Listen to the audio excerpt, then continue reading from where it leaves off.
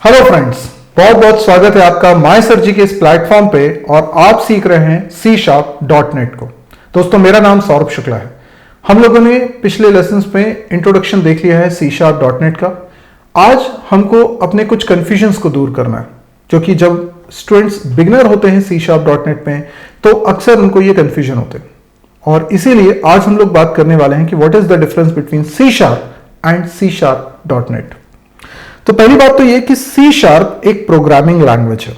मैं यहां पे आपके लिए लिख भी रहा हूं, यदि आप नोट्स बना रहे हैं तो बहुत ही अच्छी बात है, आप लिख सकते हैं C# is a programming language. ठीक है, C# is a programming language and .NET is a framework. .NET is a framework. अब ऑब्वियस सी बात है, प्रोग्रामिंग लैंग्वेज तो फिर भी आप समझ रहे हैं कि क्या होता है, लेकिन कई लोगों को जो बिगनर्स हैं या जिन्होंने शायद C++ के अलावा कोई लैंग्वेज अभी तक करी नहीं है, उन लोगों के लिए फ्रेमवर्क एक मिस्ट्री है कि ये फ्रेमवर्क एक्चुअल में होता क्या है। तो हमें फ्रेमवर्क के बारे में भी समझना है, लेकिन उसके पहले मैं आपको बता दूं कि हम लोग जिस आईडी को इसमें इस्तेमाल करेंगे उसका नाम है विजुअल स्टूडियो IDE। ठीक है, सो विजुअल स्टूडियो क्या है? Visual studio is an IDE। Now what is IDE? IDE means integrated development environment. IDE का फुल फॉर्म होता है इंटीग्रेटेड डेवलपमेंट एनवायरनमेंट। आपने देखा होगा, अगर आप C लैंग्वेज में काम करते रहे तो आपने कोई ना कोई IDE यूज किया होगा। हो सकता है आपने कोड ब्लॉक्स पे काम किया हो, VS कोड पे काम किया हो, या आपने DevCpp पे काम किया हो, या हो सकता है आपने टर्बो पे काम किया हो। तो ये सब क्या है? ये सब IDE। IDE उन सॉफ्टवेयर्स को बोला जाता है जिसमें हम सॉफ्टवेयर डेवलप करते हैं, जिसमें हम एक सिंगल स्क्रीन हमें मिलती है। यानी जो IDE सॉफ्टवेयर हैं ये प्रोग्रामर्स के काम की चीज है। IDE सॉफ्टवेयर प्रोग्रामर को एक सिंगल स्क्रीन प्रोवाइड करते हैं जहां पे वो तमाम फीचर्स होते हैं जो सॉफ्टवेयर डेवलप करने की प्रक्रिया में रिक्वायर्ड होते हैं। यानी एक ही स्क्रीन पे इधर इधर इधर इधर कुछ कुछ चीजें आपको सपोर्ट के लिए मिल रही हैं, जिनका इस्तेमाल करके आप अपना पूरा सॉफ्टवेयर डेवलप कर सकते हैं। क्या वो एसेंशियल चीजें हैं जो एक IDE में होती हैं या होनी चाहिए? देखिए, मार्केट में बहुत सारी कंपनीज हैं जो IDE बनाती हैं, बहुत सारी कंपनीज हैं, और जब बहुत सारी कंपनीज हैं तो सभी क्लेम करती हैं कि उनका IDE बेटर है। तो सबके फीचर्स में थोड़ा बहुत तो फर्क आएगा ही आएगा, लेकिन जो बेसिक बात है हर IDE में वो कॉमन है। एक तो हर IDE में होना चाहिए कोड एडिटर, जो कि एक टेक्स्ट एडिटर जैसा ही होता है, कोड एडिटर, जिससे कि आप प्रोग्राम लिख सकें, उसको एडिट कर सकें। तो उसके लिए जो सॉफ्टवेयर रिक्वायर्ड होता है, जो पोर्शन रिक्वायर्ड होता है, प्रोग्राम रिक्वायर्ड होता है, that is called code editor. दूसरी चीज आपको चाहिए होती है कंपाइलर। आपको, या मैं बोलूं कि डेवलपमेंट टूल्स। डेवलपमेंट टूल्स में कंपाइलर भी आ जाता है और कई बार दूसरे और भी सॉफ्टवेयर जो रिक्वायर्ड होते हैं वो भी आ जाते हैं। ये वो टूल्स होते हैं, ये वो प्रोग्राम्स होते हैं जो रिक्वायर्ड है हमारे सोर्स कोड को किसी दूसरे फॉर्मेट में कन्वर्ट करने के लिए। तीसरी चीज होती है डीबगर टूल्स। तो डीबगर यानी टेस्टिंग करने के लिए, कोड को चला के देखने के लिए जो चीजें चाहिए, दैट इज कॉल्ड डीबगर। ये तीन चीजें मिनिमम हर IDE में आपको मिलती हैं। ठीक है, तो विजुअल स्टूडियो एक IDE है, दैट मींस इसके अंदर भी ये सारे फीचर्स होंगे। तो जब आप C# जो कि एक प्रोग्रामिंग लैंग्वेज है, उसमें अगर आप कोडिंग करना चाह रहे हैं तो आपको जरूरत है एक IDE की, और वो IDE होता है विजुअल स्टूडियो। ठीक है, अब बात कर लेते हैं what is framework. What is a framework? Framework ये बड़ा कंफ्यूजिंग टर्म है कई लोगों के लिए। फ्रेमवर्क क्या होता है, फ्रेमवर्क और IDE में क्या डिफरेंस होता है, ये अक्सर डाउट आता है। तो मैं आपको बताता हूं, ये स्टेटमेंट भी लिखवाता हूं, आप इसको नोट करेंगे, आपको अच्छे से नोट्स बन जाएंगे आपके। The framework is a set of both libraries and best practices that help you not reinvent the wheel, मतलब अभी मैं समझाता हूं आपको, and provide a set of guidelines on how to develop. ठीक है, समझिए, बहुत इंपॉर्टेंट डेफिनेशन, बहुत सटीक डेफिनेशन है फ्रेमवर्क की। तो फ्रेमवर्क के पास दो चीजें, एक तो कुछ पहले से बनी हुई लाइब्रेरी, यानी जब आप सॉफ्टवेयर डेवलप करोगे तो ये आपकी स्टैंडर्ड लाइब्रेरी से अलग हटके एक स्पेशल लाइब्रेरी है, जिसमें ऑब्वियसली लाइब्रेरी में क्या होता है, प्रीडिफाइंड क्लासेस हैं, प्रीडिफाइंड फंक्शंस हैं, लेकिन ये वो क्लासेस फंक्शंस नहीं है जो लैंग्वेज में एज अ स्टैंडर्ड लाइब्रेरी हमें मिलते हैं, बल्कि ये कुछ अलग क्लासेस और फंक्शंस हैं, स्पेशल लाइब्रेरी है। इसका इस्तेमाल करके हम प्रोजेक्ट डेवलप करेंगे, यानी स्टैंडर्ड लाइब्रेरी तो हमारे पास है ही, इसके साथ साथ हमारे पास ये स्पेशल लाइब्रेरी भी है फ्रेमवर्क में, जिसका इस्तेमाल हम कर सकते हैं। इसका इस्तेमाल करने से हमारा सॉफ्टवेयर डेवलपमेंट की जो प्रक्रिया है वो और आसान हो जाती है। कई बार हम जो सॉफ्टवेयर डेवलप करते हैं उसमें फ्रिक्वेंटली कुछ रिक्वायरमेंट आती है, चाहे मैं एक्स प्रोजेक्ट बनाऊं या वाई प्रोजेक्ट बनाऊं, सब में कुछ कॉमन सी रिक्वायरमेंट आती है, और उन कॉमन रिक्वायरमेंट्स के लिए हर बार अगर आप स्क्रैच से पूरा कोड लिखते हैं तो it is time consuming process, unnecessary efforts. तो ऐसे में फ्रेमवर्क आपको कुछ ऐसी लाइब्रेरी प्रोवाइड कर देता है जिससे कि आपको उतनी मेहनत ना करना पड़े हर बार। एक तो लाइब्रेरीज का ये यहां पर बेनिफिट है। दूसरा, हम बेस्ट प्रैक्टिसेस को भी फ्रेमवर्क में देखते हैं। कोई भी फ्रेमवर्क किसी भी लैंग्वेज का आप यूज करते हैं, वो आपको सॉफ्टवेयर बनाने के किसी एक आर्किटेक्चर पे बात करता है, वो कोई तरीका सिखाता है आपको कि आपको अपने सॉफ्टवेयर जो बना रहे हैं उसमें ये पर्पस का कोड इस जगह लिखना चाहिए, ये पर्पस का कोड है, इसको आपको इस फाइल में लिखना चाहिए, इस नाम से सेव करना चाहिए, यहां पे लिखना, मतलब वो पूरा ऑर्गेनाइजेशन की कहां पर कैसे कोड लिखा जाएगा, वो पूरा का पूरा कहलाता है बेस्ट प्रैक्टिसेस।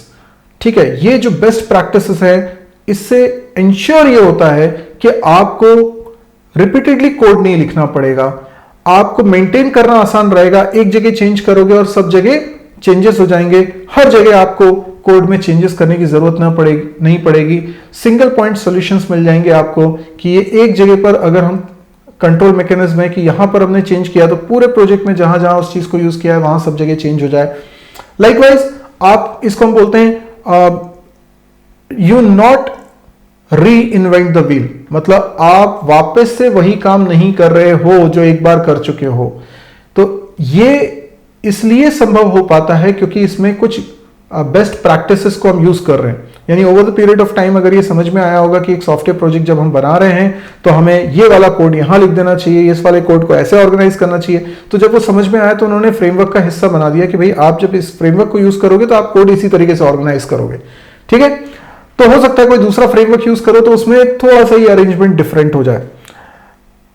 ठीक है, और साथ में हमें फ्रेमवर्क प्रोवाइड करता है वो गाइडलाइन जिससे कि हम डेवलपमेंट कर सकते हैं। तो this is actually a framework. So framework is not just a software, it is a software along with the best practices. Okay, so it is more than अच्छा, especially if you talk about .NET framework. Okay, अभी ये तो मैंने in general बताया कि framework क्या है, लेकिन अगर हम बात करें .NET framework की, .NET framework, तो जो मैंने अभी फ्रेमवर्क के बारे में आपको बताया है कि फ्रेमवर्क में क्या होना चाहिए, है ना, उससे थोड़ा ज्यादा है .NET फ्रेमवर्क। यानी .NET फ्रेमवर्क तो है ही, फ्रेमवर्क की सारी खूबियां तो है ही इसके अंदर, साथ में कुछ एक्स्ट्रा चीजें भी ये प्रोवाइड कर रहा है जो नॉर्मली हर फ्रेमवर्क प्रोवाइड नहीं करता। तो .NET framework is more than just a framework, it is also a platform for developing software applications, providing, it also provides run time tools and libraries. ठीक है, ये जो .NET फ्रेमवर्क है ये आपको अल्टीमेट सॉल्यूशन दे रहा है। ठीक है, इसमें आपको लाइब्रेरीज भी मिल रही हैं, स्टैंडर्ड लाइब्रेरीज भी मिल रही हैं, आपको इसमें रन टाइम सिस्टम भी मिल रहा है जो सॉफ्टवेयर को रन कर सके। ये इसमें कॉमन लैंग्वेज इंफ्रास्ट्रक्चर भी होता है, यानी कि आप CLI देखते हैं, आप इसके अंदर CLR भी देखते हैं। तो ये जो .NET फ्रेमवर्क है ये एक नॉर्मल फ्रेमवर्क से थोड़ा एडिशनल फीचर्स आपको प्रोवाइड करता है। अब सवाल ये उठता है कि क्या डाउनलोड करना रहेगा, यानी कि जब हम लोग प्रोग्रामिंग करना चाहते हैं तो हमें क्या डाउनलोड करना पड़ेगा। पहले मैं इधर लिख देता हूं, is more than just a framework. Okay, अब हमें क्या डाउनलोड करना पड़ेगा, what we need to download. अब कई लोग ये पूछते हैं कि क्या हमें विजुअल स्टूडियो अलग डाउनलोड करना पड़ेगा और .NET फ्रेमवर्क अलग डाउनलोड इंस्टॉल करना पड़ेगा। तो मैं आपको बताता हूं कि केवल आईडी अगर आप डाउनलोड करना चाह रहे हैं तो वो है VS कोड, लेकिन उसकी जरूरत नहीं है। मैं आपसे कहूंगा कि आप इंस्टॉल करेंगे visual studio with .NET framework, है ना। और आपको डाउनलोड इंस्टॉल कहां से कैसे करना है वो सारा मैं वीडियो में आपको बताऊंगा आगे की वीडियोस में, तो आप उसके लिए बिल्कुल निश्चिंत रहें। लेकिन मैं आपको क्लियर कर देना चाह रहा हूं कि जब आप डाउनलोड इंस्टॉल करेंगे तो आप एक चीज डाउनलोड इंस्टॉल करेंगे, मतलब जो आप डाउनलोड करने वाले हैं वो एक सिंगल फाइल होगी। ये जो फाइल होगी ये आपको आईडी भी दे देगी और .NET फ्रेमवर्क भी दे देगी, ठीक है। आपको अलग अलग कुछ इंस्टॉल करने की जरूरत नहीं है, एक सिंगल सॉफ्टवेयर आपके पास आएगा, सिंगल इंस्टॉलर आपको मिलेगा जिसमें आपको मिल जाएगा आईडी प्लस .NET फ्रेमवर्क। तो सारी की सारी चीजें आपको मिल गई जो सॉफ्टवेयर बनाने के लिए रिक्वायर्ड हैं। आपको कुछ और डाउनलोड इंस्टॉल करने की जरूरत नहीं पड़ेगी।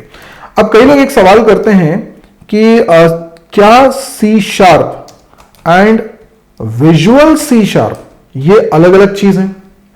नहीं, ये बिल्कुल अलग अलग चीजें नहीं है। जब हम विजुअल स्टूडियो का इस्तेमाल करके C# में प्रोग्रामिंग करते हैं तो हम उसको बोलते हैं विजुअल C#, ठीक है। तो कुछ अलग नहीं है, दे आर बेसिकली सेम। अब एक इंपॉर्टेंट बात समझिए, C# के एक से ज्यादा इंप्लीमेंटेशंस हैं। अब इस बात का क्या मतलब है, देखिए C# में कोई प्रोग्राम बना है तो C# लैंग्वेज के अपने सिंटेक्सेस हैं, अपनी ग्रामर है, उसके अपने कीवर्ड्स हैं। इसके अलावा हम कोई भी लैंग्वेज में प्रोग्रामिंग करते हैं तो हमें लाइब्रेरी की जरूरत पड़ती है, यानी हम किसी ना किसी प्रीडिफाइंड क्लास को या प्रीडिफाइंड फंक्शन को यूज करके अपने प्रोग्राम बना रहे होते हैं। अगर आपको सिंपल हेलो वर्ल्ड प्रिंट करने का भी प्रोग्राम बनाना है तो आप कोई ना कोई फंक्शन को कॉल करके ही ये काम कर रहे होते हो। ये फंक्शंस, ये क्लासेस जिनको आप अपने प्रोग्राम में कर रहे हो यूज, ये कहां है? ये है लाइब्रेरीज। पर दोस्तों ये लाइब्रेरी कहां है? ये लाइब्रेरी है .NET फ्रेमवर्क में। यस, तो .NEट फ्रेमवर्क में है लाइब्रेरीज, है ना। इसके अंदर लाइब्रेरीज है और इन्हीं लाइब्रेरी को यूज कर रहा है हमारा C# में लिखा गया प्रोग्राम, ठीक है। तो आप समझ सकते हैं कि C# में जो प्रोग्राम लिखा है जब वो रन करना चाहोगे तो उसे लाइब्रेरी की जरूरत पड़ेगी, क्योंकि लाइब्रेरी में ही तो वो कोड मौजूद है जिसको आप अपने प्रोग्राम में यूज कर रहे हो। तो इसीलिए C# के प्रोग्राम को रन करने के लिए मुझे .NET फ्रेमवर्क की जरूरत पड़ती है। हालांकि .NEट फ्रेमवर्क और भी कई काम कर रहा है पर वो लाइब्रेरी भी प्रोवाइड कर रहा है। लेकिन .NEट फ्रेमवर्क केवल विंडोज मशीन पे काम करेगा। अगर आपके पास है मैक, अगर आपके पास है लिनक्स, तो .NEट फ्रेमवर्क उस पर काम नहीं करेगा। और इसी प्रॉब्लम को सॉल्व करने के लिए एक डिफरेंट इंप्लीमेंटेशन यहां पर बना है जिसको हम बोलते हैं .NET कोर, ठीक है। अब ये .NEट कोर जो है ये .NEट फ्रेमवर्क की ही तरह है, लेकिन अच्छा पर्पस भी सेम है। जो .NEट फ्रेमवर्क का पर्पस है वही .NEट कोर का पर्पस है। लेकिन .NEट कोर में फायदा यह है कि आप उसे विंडोज पे भी यूज कर सकते हैं।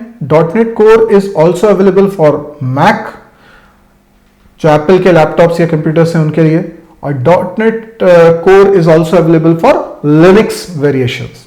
तो क्या हुआ, .NEट फ्रेमवर्क की जगह .NEट कोर को यूज करते हैं तो ये आप मल्टीपल ऑपरेटिंग सिस्टम्स पे, प्लेटफॉर्म्स पे यूज कर सकते हैं। लेकिन इसकी जो लाइब्रेरी है वो थोड़ी अलग हो सकती है। यानी आप देखेंगे कि बहुत सारी चीजें तो वैसी ही हैं जैसा कि .NEट फ्रेमवर्क की लाइब्रेरी में है, और कुछ अलग भी हो सकती हैं। हो सकता है जो डॉटनेट फ्रेमवर्क की लाइब्रेरी में कुछ चीजें हैं वो इधर ना हो, या डॉटनेट कोर में कुछ ऐसी चीजें हैं जो डॉटनेट फ्रेमवर्क में ना हो।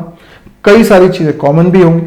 ओके, तो जब आप C# में कोडिंग कर रहे हैं, सोच के देखिए, C# में आप कोडिंग कर रहे हैं, आपने किसी ऐसे क्लास फंक्शन को यूज करके रखा है जो डॉटनेट फ्रेमवर्क की लाइब्रेरी में नहीं है पर डॉटनेट कोर की लाइब्रेरी में है।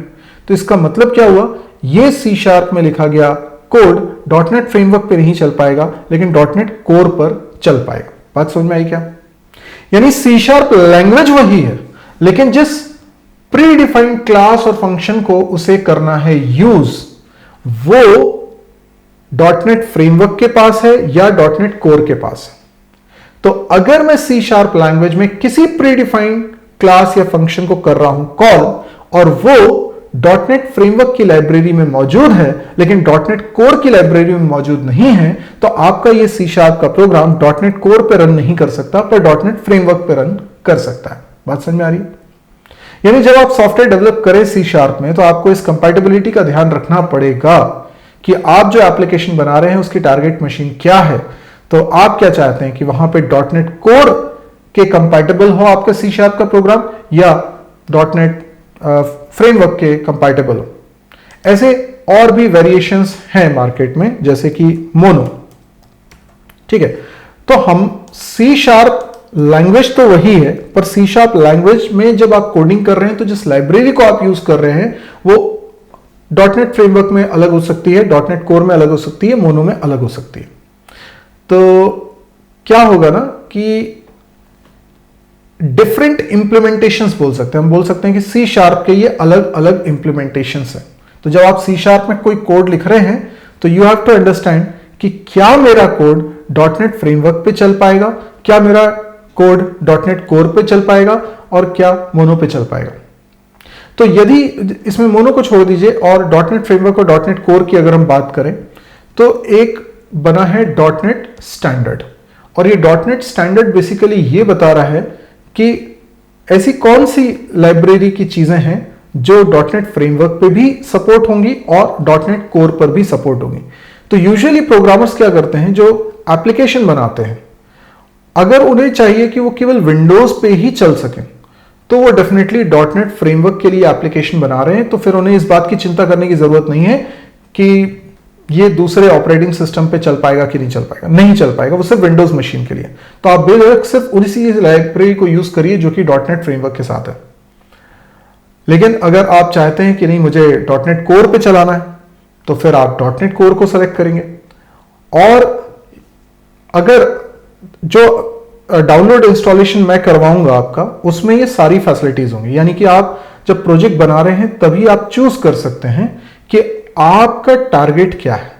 क्या आप डॉटनेट फ्रेमवर्क के लिए बनाना चाहते हो या आप डॉटनेट कोर के लिए बनाना चाहते हो। और अगर आप ये चाहते हो कि वो दोनों पे इक्वली चल सके तो आप डॉटनेट स्टैंडर्ड यूज कर सकते हैं। तो 3 ऑप्शंस आपको देगा सॉफ्टवेयर जब आप डेवलपमेंट करेंगे C# में, कोई प्रोजेक्ट बनाएंगे, उसकी स्टार्टिंग करेंगे, तभी आपको बताना पड़ेगा। तो जो हम लोग सॉफ्टवेयर इंस्टॉल करने वाले हैं C# में प्रोग्रामिंग करने के लिए, उसमें सबसे पहले प्रोजेक्ट जब स्टार्ट करते हैं तो वहां पर वो आपको 3 ऑप्शन देता है कि डॉटनेट कोर या डॉटनेट स्टैंडर्ड या फिर डॉटनेट फ्रेमवर्क, आप किस पे जाना चाहते हैं। तो आप अपने हिसाब से चूज कर सकते हैं।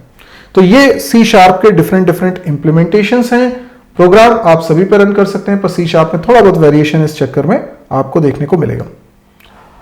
तो मुझे लगता है C# क्या है और C# क्या है ये आपको समझ में आया होगा। C# एक लैंग्वेज है, डॉटनेट एक फ्रेमवर्क है, और दोनों को कंबाइन करके जो पूरा इकोसिस्टम बनता है दैट इज कॉल्ड C#.NET। तो हम लोग सीख रहे हैं C#.NET। अगर आपको वीडियो पसंद आ रहे हैं तो आप इसको लाइक और शेयर जरूर करिएगा।